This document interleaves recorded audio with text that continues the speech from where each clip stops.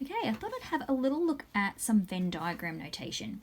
I have a couple of my classes that are going into exams shortly on some topics involving probability. So I thought I would just go through this because I have been getting a couple of questions lately about this particular topic. So having a look at the list of things on the page. So we've got A, and then we've got this upside down U and a B. So this is when we say this is A and B.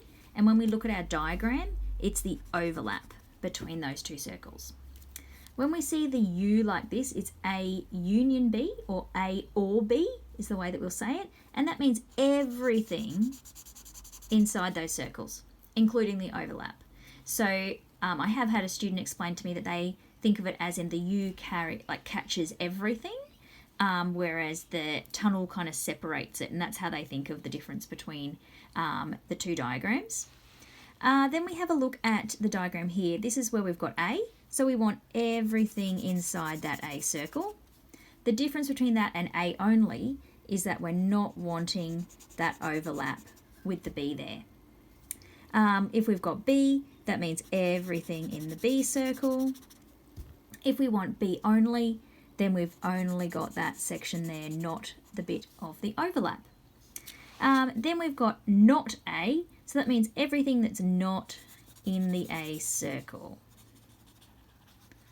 And then the same if we've got not B, that's everything that is not in the B circle. The other notation we can use for not A is an A dash, and the same with B, we can have a B dash. Obviously we can then have a lot more combinations where we're looking at not A and not B, and that's the area outside, and bringing in that notation there as well. But these are the main ones that you will see, and the notation that you will see in exams on this topic. The other thing to do with it is, and what I often get asked, when there's the N in front, that's where they're looking for how many are in that overlap. So because this in particular is looking at the A and B. So how many, the N means how many, and then the bit in the brackets tells you which section you're looking at.